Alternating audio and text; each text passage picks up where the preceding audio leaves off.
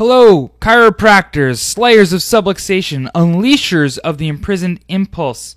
I am Dr. Anthony Pellegrino from ChiroEdge, and welcome to the Chiropractic Research Breakdown, where we break down the most relevant chiropractic science, philosophy to empower you with the ammo and certainty necessary to change your community from the inside out. We have three very good articles we're going to be going over today. One is going to be Resolution of Failure to Thrive, Gastroesophageal Reflux Disease, GERD, Infantile Colic, and Breastfeeding Difficulties Following Chiropractic Care to Reduce Vertebral Subluxation, a case study and review of literature from the Journal of Pediatric, Maternal, and Family Health. We have a review of literature coming from the World Spine Care Organization, whatever it is. I'll go over it later. That looks at the biopsychosocial risk factors associated with common spinal disorders. And we have a third article, and, well, that's a good one too. I look forward to having you guys hear all about it. Anyway, let's get right into it. As always, we'll have this literature available via handout and branded social media posts for your practice, where you can receive a free trial of getting this information straight to your inbox every week, ready for you to hand deliver to your practice members with your logo and office information. You can get that free trial at ChiroEdgeMedia.com. All right, this article I wanted to go over with you guys is from Frontiers in Neuroscience, published on February 7th of 2018, and I'm really excited about this because it's called The Vagus Nerve at the Interface of the Microbiota-Gut-Brain Axis. The vagus nerve in the interface of the microbiota-gut-brain axis. They're discussing the role of the nervous system and the microbes in the gut, and the communication that those two have together, and basically how any dysfunction or interference between those can relate to different issues. So I just wanted to kind of give you guys a couple quotes here. All right, the perturbation of this axis, the microbiota-gut-brain axis, the axis is involved in the pathophysiology of gastrointestinal disorders such as irritable bowel syndrome, inflammatory bowel disease, which are biopsychosocial diseases. The vagus nerve is the principal component of the parasympathetic nervous system and is considered as the sixth sense because of its role in interoceptive awareness. The vagus nerve is able to sense the microbiota to transfer this gut information to the central nervous system, where it is integrated and then to generate an adapted or inappropriate response. The latter could perpetuate a pathological condition of the digestive tract or favor neurodegenerative disorders. Wow, this is in the introduction. This is not a chiropractic paper. This is in Frontiers of Neuroscience, and what they are saying right off the bat is that miscommunications between the nervous system and between the digestive organs can relate to pathological conditions and neurodegenerative disorders. Wow, if you are not aware of the chiropractic implications of that introductory sentence, I am so sorry. Come look at all of our past videos, all of them, and learn about how the digestive system and the nervous system are intricately related, and how, through chiropractic care, addressing for subluxation interferes with the function of the nervous system and its ability to control things like the digestive system. An abnormal vagal tone is described in IBS and IBD. Targeting the vagus nerve could restore homeostasis in such diseases. In particular, vagus nerve stimulation, approved for the depression and epilepsy and for its anti-inflammatory properties, should be of interest. Of course, because this is a medical paper, what they're looking at is implanting something and stimulating the vagus nerve that way. What we know, what we've seen, is that chiropractic care, by correcting interference to the nervous system, especially because of the proximity between the atlas C1 vertebrae, as well as the proximity of the atlas to the vagus nerve, as well as aberrant proprioceptive information going from the upper cervical spine to the brain, causing an imbalance of the parasympathetic nervous system, that the vagus nerve will be dysfunctional, most likely in the presence of subluxation, and by correcting that very gently, very specifically, using specific scientific chiropractic adjustments, that homeostasis, that proper function, that proper balance, between the between the sympathetic and parasympathetic nervous system can be restored. Now that is exciting. The human gut contains more microorganisms than cells of the body. That I didn't know, but that was absolutely just like mind-blowing to me. This communication between the brain and the microbiota is bidirectional. The multiple pathways, is bidirectional, though through multiple pathways. Neural through the vagus nerve and/or spinal cord, endocrine through the hypothalamic pituitary adrenal HPA axis, immune, which is cytokinase, and metabolic short-chain fatty acids. Okay, so this is exactly why I'm excited. We have broken down the role of subluxation in the HPA axis, okay, on numerous occasions to keep it as simple as possible. When in the presence of subluxation, misalignments of the spine, there's a bombardment of aberrant proprioceptive information up the spinal cord to basically the cortex. The cortex has a ton of influence over the limbic system, which specifically has a ton of influence over the HPA axis, and we can actually measure and see changes of that. We've done research breakdowns, we've done ChiroEdge newsletters in the past regarding the role of subluxation for the proper function of the HPA axis. So when this paper discusses the role of vagal tone, right, the role of the communication, the bidirectional communication between not the digestive organs, but not only the digestive organs, but the actual microbiota of the body. As a chiropractor, you just have to be excited here. The vagus nerve contains 80% afferent fibers and 20% efferent fibers. 80% of the information that's transmitted through the vagus nerve is not going from the brain to the body, but from the body back up to the brain. So interference in the system here can literally distort the brain's perception of the environment and what is going on in the body, right?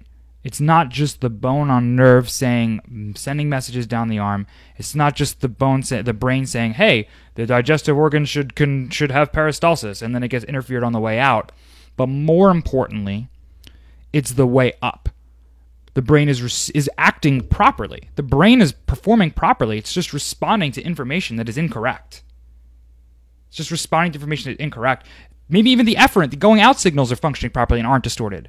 But it's based off of incorrect information, right? It's like if somebody told you that the stock market is going to go up 700% in the next week, you would not be wrong to put all of your money into the stock market at that moment. But if that information was incorrect, right, even though your action was appropriate, it was based off of the incorrect information, and that's exactly what we're looking at here. This absolutely makes me so fantastic. They break down gut-to-brain interactions. There was some other stuff that I wanted to talk about here. They start to go into the role of stress in the vagus nerve and the microbiota. The effect of stress on the GI tract is well known. Stress through its neuromediators, corticotropin releasing factor, and related peptide urocortins, acting on their G proteins coupled CRF receptors located in the brain and the GI tract, increases intestinal permeability and modifies the gut microbiota.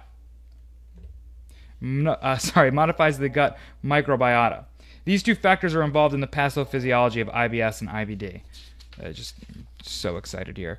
Chronic early life stress induces dysbiosis in rats via modifications of intestinal permeability, which may later sensitize adult rats to visceral hypersensitivity. Classically, stress inhibits the vagus nerve and stimulates the sympathetic nervous system through autonomic-related projection neurons of the PVH to the dorsal motor nucleus of the vagus nerve and sympathetic preganglionic neurons of the spinal cord.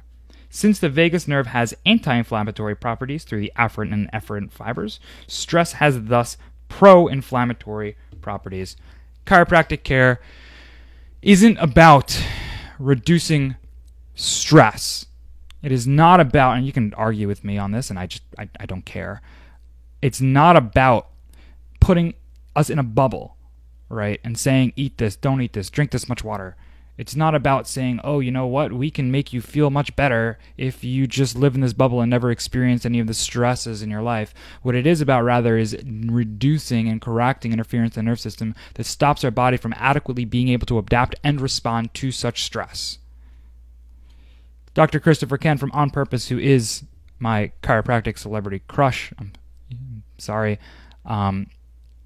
breaks down the difference between eustress, right, good stress and bad stress, and how by specific scientific chiropractic adjustments, it allows our body to better be able to adapt to positive and negative stresses, and how with stress our body can actually grow. Anyway, this was the vagus nerve and the interface of the microbiota-gut-brain axis. What I want you guys to take from this research today is that they know, right? You can have whatever medical doctor tell your practice members, your patients, not to go see a chiropractor because they one time saw some neck injury that wasn't even chiropractic, blah, blah, blah, blah, blah, or they had a professor that told them about all these horror stories when they were in medical school 20 years ago. You can have that, but the bottom line is that they know what we know. They just don't know what we do.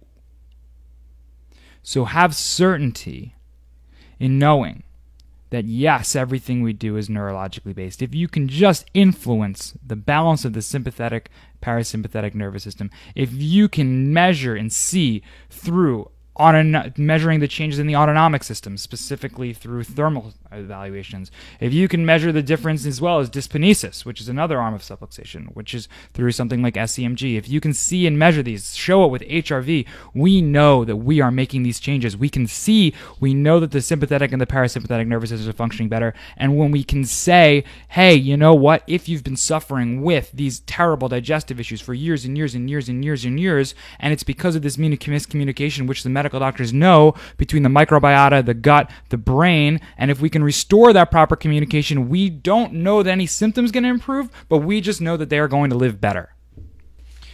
All right, this next article I want to discuss with you guys is from a journal called PLOSOne. It's called A Scoping Review of Biopsychosocial Risk Factors and Comorbidities for Spinal Common Disorders. Say that 5 times fast. It's from an organization called the World Spine Care, which looks like it's just a conglomerate of some DCs, a media company, and Elon Musk and Solar City going and do scoliosis screenings, some screenings and things like that for third world countries and other organizations. Just kind of have to quickly glimpse at their website. Doesn't seem are a bunch of DCs on the board. Doesn't seem like they're the most principled of docs out there, but hey, they're spreading the message of spinal health, I guess. The question is what intervention would they recommend? And chiropractic might not be number one there, but hey, whatever. Let's go over the research itself. Basically what they're looking at here is they are looking at spinal disorders, and they did a review of literature that is looking for risk factors. What do they see that could cause these issues, these spine disorders, and what comorbidities are there going to be?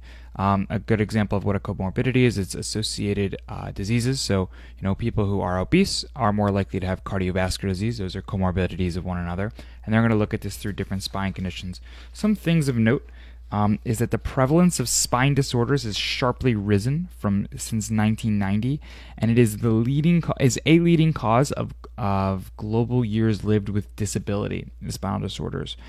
Some spinal conditions may be associated with health behaviors such as smoking, high BMI, insufficient physical activity, and more general health comorbidities such as anxiety, depression, diabetes, cardiovascular disorders, respiratory problems, and GI diseases. So this is right from the introduction. So this is basically what they had found. They'd seen these associated risk factors. They'd wanted to go ahead and do a review of the literature and get some more information there. So they broke down the sections of spinal disorders into a couple different groups, and we're going to go through these. The first is spinal pain of unknown origin. These are just people with neck pain, back pain, or low back pain, and they just for no particular reason. Risk factors for nonspecific back pain would be psychosocial work variables of high job demands, basically high stress positions, or highly monotonous work. So when you meet people with very high stress jobs, as you know, or people with highly monotonous jobs, it's extra important to get them checked for subluxation because they're more likely to develop these back pains. what's pretty cool here is that there was a study that they reviewed that was specifically for combat aircrew. And what they found was that the high gravitational pull or high gravitational forces of flying these jets made them much more susceptible to neck pain, which I would assume some like minor whiplash type injuries. Comorbidities, basically people who have these non-specific back pains, are more susceptible to just overall ill health and just general pain all over their body. Risk factors: individuals with poor mental health are more likely to have this pain. In children, females who carry backpacks are very likely to postural changes and having this nonspecific mid-back pain. Overexposure to body vibration, such as working a jackhammer, makes you more susceptible to low back pain. So basically, if you have a fighter pilot, they're going to have neck pain. If you have a girl with a backpack, she's going to have mid-back pain. And if they rock a jackhammer, they're going to have low back pain. The comorbidities for back pain include psychiatric conditions, diabetes, headaches, osteoarthritis, osteoporosis, chronic fatigue syndrome, fibromyalgia, cardiovascular conditions, sciatica, pain in other body sites, and musculoskeletal injuries. This is part of the reason that what we talk about a lot is things like prevention. It's not necessarily about the symptom, but when we have these comorbidities, it's, a chicken or the egg here. I'm sure in some cases the back pain causes one thing, cardiovascular problems, and in other cases it's the other way around. But if we can make sure we have a preventative care, seeing children from birth to ensure that they're going to not only that they're going to overcome many of the different physical, chemical, emotional stresses they're going to encounter in their lives, that's what's really important. I don't necessarily know if that's the approach that they're taking in this paper, but that's how I'm interpreting the data. Another group that they put together isn't nonspecific pain, it's spinal syndromes. So this would be things like sciatica, whiplash injuries, pelvic pain associated with pregnancy, etc. They found that obesity, being obese, being overweight, manual labor, and current smoking habits, those individuals who fell in those groups were more likely to experience sciatica, which is, makes sense. Comorbidities, once again, psychological disorders, back pain, headaches, widespread chronic pain, degeneration, radicular symptoms, cranial nerve or brainstem disturbances, dizziness and dysphagia, fatigue, and high obesity. That makes sense. I mean, psychological, we talk about all the time. The emotional, the neurological implications of subluxation, of spinal problems. We look at things like back pain, yes, obviously. Headaches, yes. Widespread chronic pain, yes. Degeneration, yes. Radicular symptoms, well, I mean, they're looking at sciatica, so by definition, right? Cranial nerve or brainstem disturbance, yes. Dizziness, yes. Dysphagia, yes. Obesity, yes, because they can't move around because they're in so much pain. In terms of looking at things like disc herniations, they found smoking was a risk. Males had a higher rate of radicular symptoms. So this is basically just breaking down and looking at each of these different categories. It just really brings a lot of light into why we should take such a preventative model, right? If you're not seeing kids, if you're not going out and telling people that, listen, if you have a high-stress job, if you work hard, you need to see a chiropractor because these things can come down the line. If you're just waiting for people to get in accidents, if you're just chasing ambulances, you're doing your community a disservice because you're waiting till it's too late, because we know that this stuff is going to happen. Unless we get ahead of it, it's going to be a problem. It's going to affect families. It's going to affect individuals. It's going to affect our economy. It's going to affect every little thing. So bottom line, get off your ass, get out into your community, and start telling people about chiropractic. Start telling them about what's going to happen if they don't get this checked. And don't sit there all willy-nilly until they have a back pain, walk into your office, get 3 adjustments, and leave. Tell the story. All right, this next study I want to go over with you guys is from the Journal of Pediatric, Maternal, and Family Health. It is a case study, as with most of the things published in Journal of Pediatric, Maternal, and Family Health. And it's called Resolution of Failure to Thrive, GERD, or Gastroesophageal Reflux Disease, Infantile Colic, and Breastfeeding Difficulties Following Chiropractic Care to Reduce Vertebral Subluxation. Case study and review of literature. Now, this is by Drs. Ian Stuhlman of Florida and Dr. Joel Alcantara. Both these guys are big heavy hitters in the ICPA, and I was really looking forward to reading this case study because, I know Dr. Ian. I also know Dr. Alcantara. Both have met a few times, as well as just reading what they've written, not only in research, but also, through the various social networking and interwebs. And I love how carefully they always choose their words, how intentional they are with everything they say, both these guys individually, as well as obviously together, and much more intentional than myself and something I'm working on. But there's some really good nuggets that I knew I was going to pull out of this, and I'll definitely bring those up to you guys. So this case study is about a 3.5-year-old girl who was presented for chiropractic consultation.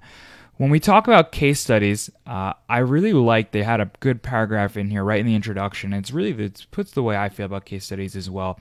Obviously, you can bring this up, and we know that case studies don't mean proof. It really bothers me when some of these clickbait sites for chiropractors say, chiropractic proven to help, constipation. And it's a case study. Like, no, that's not proven. That's not what that means. It is proven that it helped with this one individual case, but that's not what that word is for. And when we have research and literature that says things like that, and it's read by any other profession or any person who really understands science or wants to think for themselves, it just really makes us look bad. But they really break this down on how I feel about case studies. And it says, although there is argument in the medical literature that the obscure nature of many case reports make them of very little value to the average practitioner, we are of the opinion that that is not the case in chiropractic. In keeping with the paradigm of constructivism, that sharing of new experiences, challenges, or discoveries is a learning and constructive process, and new information is linked to prior knowledge. We are of the humble opinion that case reports are an essential element to the development and refinement of chiropractic culture and lays the foundation for our knowledge base and vehicle for chiropractic education. I couldn't have said that any better. Now, when we have these case reports, the goal is to then take this and really study it on a larger scale, right? Come in there and say, oh my gosh, if we have 50 case reports on constipation, maybe we should start doing some larger studies. And unfortunately, that's not really as much of the way that things happen in chiropractic. There really is not much money, really, unfortunately, in chiropractic research. The money is in the care and the clinical aspect. Whereas if you look at something like medicine, right, the pharmaceutical industry is doing their research, and then they're selling these pills. So the research really, if you want to apply that model to chiropractic, should be happening from the techniques themselves. The technique gets researched for themselves, then they go have that and teach people how to better do their technique. Unfortunately, the research isn't really about developing it too often. It's more about just justifying what's there.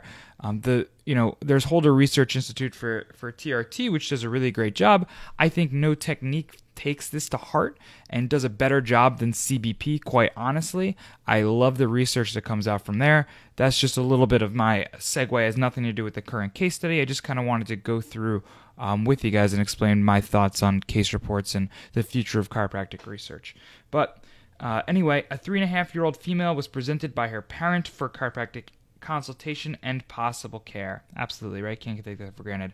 According to the patient's mother, her child had suffered from severe infantile colic, had breastfeeding difficulties, acid reflux, and had been medically diagnosed as failure to thrive. History revealed the patient's mother expressed contractions at 30 weeks of gestation and was medically placed on bed rest for the rest of her pregnancy. The patient's birthing was described by her mother as easy and included the use of an epidural. Yeah, we need to educate on this, right? Because if you're using an epidural, it's by definition not easy, right? You just don't feel it. And the question is whether or not it was choice or whether it was emergency or whatever it wants to be. But the thing is that there's a disconnect here because we know that even though mom's not feeling it during birth, with an epidural, there's going to be manual traction. There's going to be forceps or vacuum or whatever it is. And they didn't describe any of this in this case, so I'm assuming it's manual traction. But by definition, when mom isn't able to feel, that's going to have to happen. So while it may have been easier, it's not easier on baby. So we need to definitely go ahead and educate, right? And I know that Dr. Ian, this kid out of his office, did a very good job, I'm sure, educating on birth trauma as well. Really opened up mom's eyes to, what could have been happening during this time. But obviously that happens past the initial consultation, right? That education happens over time. So physical examination, not surprisingly, revealed a small baby with hypotonia or decreased muscle tone, noticeable left restricted cervical spine rotation. There was upper cervical spine tonicity. They did gentle motion palpation at the top. They found basically subluxation looks like it's just at C1. They started adjusting using a sustained contact. So following the patient's first visit, the patient's mother reported that her daughter's breastfeeding latch improved, one visit. Also reported by her mother that she was beginning to reach for toys following the second visit, and she began to play more. The patient's mother also described her other firsts, such as rolling over from her stomach to her back as she started babbling. She started eating more with mild improvements in fussiness by her third set of spinal adjustments. By the fourth visit, the patient's feeding has improved 50%, an increase from 2.5 ounces to 3.5 ounces per feeding. Her acid reflux had improved. No fussiness was noted. After 8 visits over 2 months, the patient's pediatrician noted that the patient gained enough weight, 2 pounds in 2 months, that she was no longer concerned and canceled a referral to her GI specialist. For several months thereafter, a patient continued chiropractic care at a frequency of once monthly based on a wellness paradigm. At the time of this writing, the patient is a typically developing preschooler with no discernible deficits or delays. I'm going to repeat that. As of this writing, this patient is a typically developing preschooler with no discernible deficits or delays. 100% that is a life changed. If you see kids, you see this in your practice every day. If you don't, go to an ICPA seminar and start. And don't just start seeing kids because it's cool. Okay? I mean, it is cool. It's awesome. Kids are way better than adults. But don't do it because you want to be part of this crunchy community. Like, do your homework. Learn how to adjust kids. Go do the extra work. Go to more than your 2 classes in school after you haven't done it for 10 years. Get out there. Go to seminars. If you haven't seen Jeannie Ohm speak, do that. Dr. Jeannie Ohm speak, president of the ICPA, do that. Right? Get out there, because the more that we can deliver consistent results, the more that we can deliver specific scientific chiropractic adjustments, the more lives are going to change. The better we're able to educate, more importantly, that no, this wasn't an easy birth, right? That regardless of the type of birth, there's so much tension, so much trauma that happens to the head and neck and baby. Until we can educate, every time we educate on that, every moment, every handout we give on the office, shameless plug for ChiroEdge, everything that we say to every person, it is there to not only change that individual's life, but change the health of a community. This is a life restored, 3.5 years old. Imagine when she was 13, when she was 15, when she was 23, when she was 33, what her life would have looked like if she didn't end up in this chiropractic office. I'll leave you with that on this. Thank you. All right, thank you guys for listening to another episode of the Chiropractic Research Breakdown. One more time, I was your host, Dr. Anthony Pellegrino.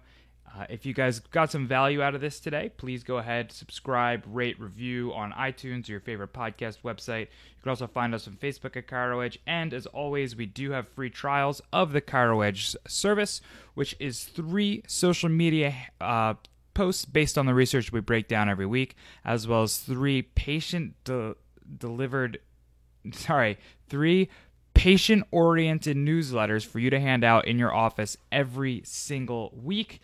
We'll keep that direct to your inbox. Everything includes your office branding, your logo, your information, so that it is specific to you and not to us, because the point is not to make us look good, but to rather have you be able to change your community, and we want to partner with you on that. You can find that at ChiroEdgeMedia.com. Hope you guys all have a great week. Keep slaying those subluxations and serving the masses.